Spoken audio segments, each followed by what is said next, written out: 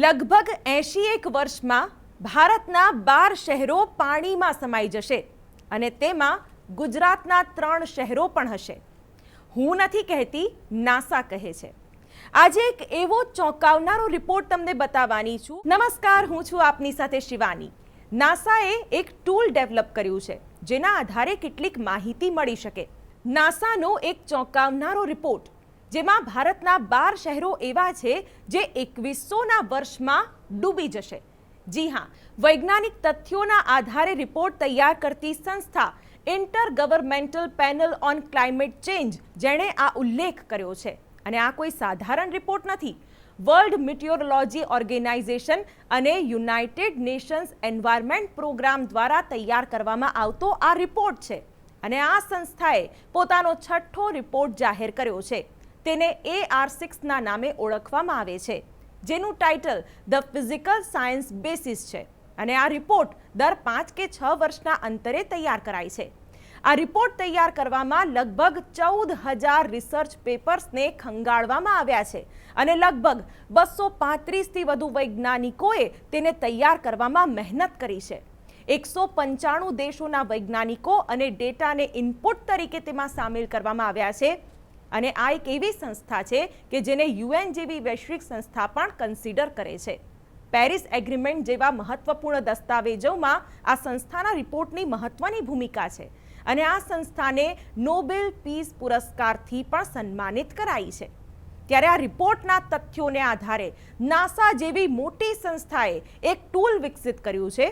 અને આ રિપોર્ટમાં તો જે ચોંકાવનારી વાતો કરવામાં આવી છે તે સાચે જ ચિંતાજનક છે. IPCCનો રિપોર્ટ કહે છે કે વર્ષ 2100માં સમુદ્રનું જળસ્તર 2.5 થી 3 ફૂટ જેટલું વધી જશે, જેનું મૂળભૂત કારણ ઉત્તર અને દક્ષિણ ભાગમાં આવેલ ગ્લેશિયર છે, જે બદલાતા હવામાનને લઈને પીગળતા જાય છે.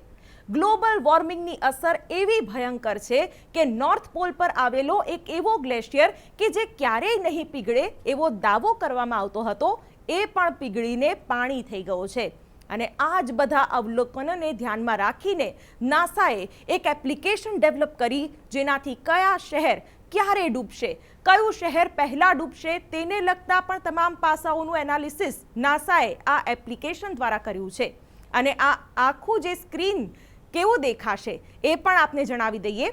નાસાની વેબસાઇટ પર જ તમને આ આખું વિશ્લેષણ જોવા મળશે, જેમાં તમે સ્ક્રીનના ટોપ પર જોઈ શકો છો sea level change observation from space. અને નાસાની વેબસાઇટ પર જઈને તમે પોતે પણ કયા તટીય શહેરોમાં સમુદ્રનું લેવલ ક્યારે કેટલું હશે એ પણ જાણી શકશો. જુઓ આ ડેટા, જેમાં વર્ષ અને સમુદ્રનું સ્તર સહિતનો ડેટા પણ ઉપલબ્ધ છે.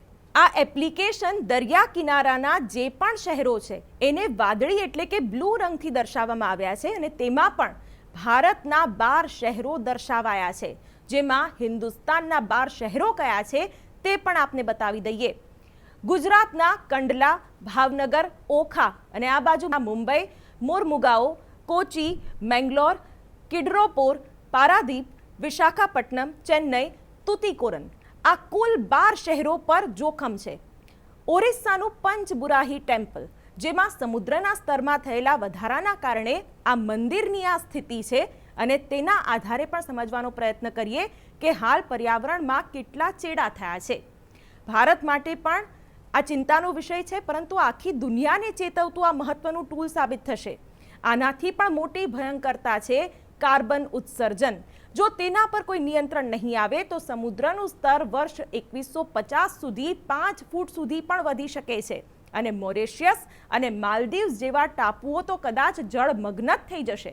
હું શું કહું છું, ડૂબે એ પહેલાં ફરી આવજો. પણ મિત્રો, ખતરાની ઘંટડી તો વાગી ગઈ છે. નાસાએ 1995થી અત્યાર સુધી એક અવલોકન કર્યું છે, જેમાં જાણવા મળ્યું કે કાર્બન ડાયોક્સાઇડનું પ્રમાણ 2 મિલિયન વર્ષમાં સૌથી વધારે વધ્યું છે. સમુદ્રી સ્તરમાં છેલ્લા 3000 વર્ષમાં સૌથી ઝડપી વધારો થઈ રહ્યો છે. આર્કટિક સમુદ્રમાં જે બરફ છે તે પીગળીને ઓછો થઈ રહ્યો છે. અને ગ્લેશિયર છેલ્લા 2000 વર્ષમાં સૌથી ઓછા બની રહ્યા છે. આ સાથે વર્લ્ડ મિટિયોરોલોજીના સેક્રેટરી જનરલે પણ આ વાતની ગંભીરતાને સમજવા અપીલ કરી છે.